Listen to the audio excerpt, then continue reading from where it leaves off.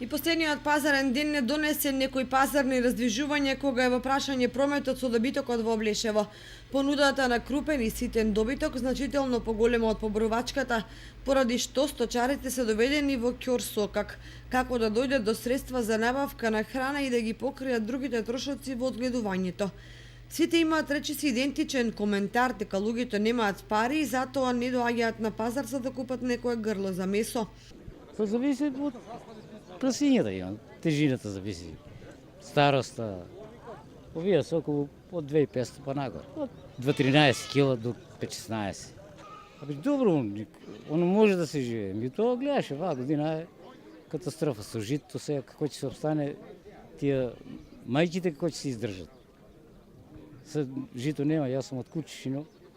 Тоа е катастрофа, таму почнаа народ да ги орат, нивито нема ни да се жнее тоа. А шум нема зрно, нема да има и сток. Тоа е, а увозот знае се каков е. Секој ше поскапа. Продаваме те неколку коза, ба цена не иде. На јаре 100 динара жива мера и неќат ни да купат. Само прашат и си отидат. Не може да се обстане.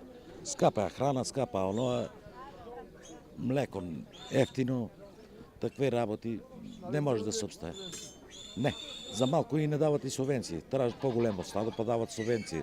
За малку не дават ни субвенции. Ваквата ситуација ја користат трговците кои ме симнуваат цената на одгледувачите на говеда, овци, кози и свињи до крајно ниски граници. Сточарите пак загрижени поради скапиот транспорт на животните, не сакајки да ги вратат назад, неретко се принудени да прифатат нереално ниска цена само да дојде до некој денар колку за основните трошоци.